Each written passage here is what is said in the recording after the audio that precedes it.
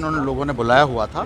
और जो हमारे इश्यूज़ हैं यहाँ, जो लोगों की परेशानियां हैं या लोकल इश्यूज़ हैं, या जिसमें स्टेटहुड का भी एक मुद्दा है और ज़मीनों का और जॉब्स का मुद्दा है, उसके ऊपर चर्चा हुई है कि स्टेटहुड क्यों छीन ली गई और क्यों यहाँ का लोगों का जो है डिमोट कर दिया गया यूनियन टेरिटरी बनाकर, और क्यों यहाँ का जमहूरी निज़ाम से लोगों को 5 साल से वंचित रखा जा रहा है।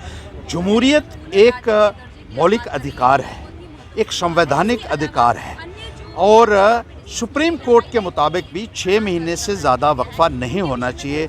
लेकिन एक तानाशाही सरकार के चलते हुए यहाँ जो भी फैसले लिए जा रहे हैं वो लोगों की एस्पिरेशंस को ताक पर रखते हुए लिए जा रहे हैं, जिसकी वजह से लोगों में एक भारी रोष है।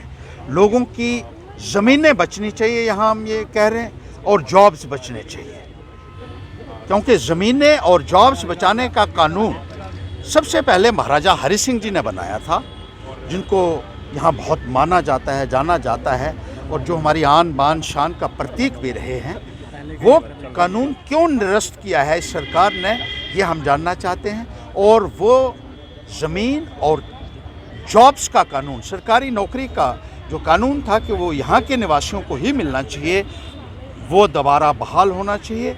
और इसी तरीके से एक चुनी हुई सरकार यहाँ हो जो लोगों की बात सुन सके।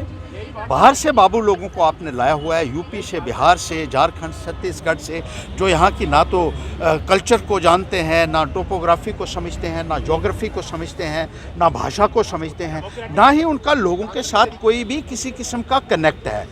लोग त्राहिमाम कर रहे हैं, बुनियादी सुविधाओं के लिए कोई सुनने वाला नहीं है, और इसीलिए सब इकट्ठा होकर आवाज़ बुलंद करेंगे। ये फैसला हुआ ताकि इस अंधी और बहरी सरकार के आंखों तक और कानों तक ये बात पहुंचा सकें कि लोग किन किन समस्याओं के साथ जूझ रहे हैं और उनकी क्या क्या परेशानी आ रही है। भविष्य जम्मू बेस्ड पार्टीज़ की मीटिंग बहुत ज़रूरी थी, क्योंकि पहले हम कहते थे कश्मीर बेस्ड जो पार्टीज़ हैं वो जम्मू के ख़िलाफ़ हैं, लेकिन अब देखा है कि अब तो बिल्कुल सुनवाई ही नहीं रही है। जब से भारतीय जनता पार्टी की सरकार रही है तो बाहर के लाए हुए जो बाबू लोग हैं उनका ध्यान भी पूरा कश्मीर की तरफ ही है, जम्मू की तरफ उनका भी ध्यान नहीं है। जम्मू के मसले भी हल होने चाहिए, जम्मू का भी नाम होना चाहिए, डोगरी को भी पहचान मिलनी चाहिए। दूरदर्शन के बारे में हमने ये कहा है कि डोगरी जो चैनल है वो भी चलना चाहिए, 24 घंटे उसको भी चलाइए।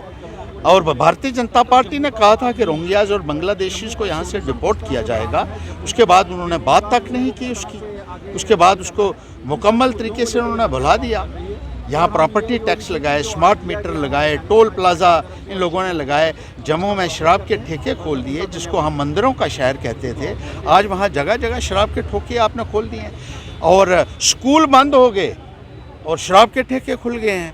हो क्या रहा है, इसके ऊपर चर्चा करना बहुत लाजमी था, इसलिए इस मीटिंग का आज यहाँ आयोजन किया।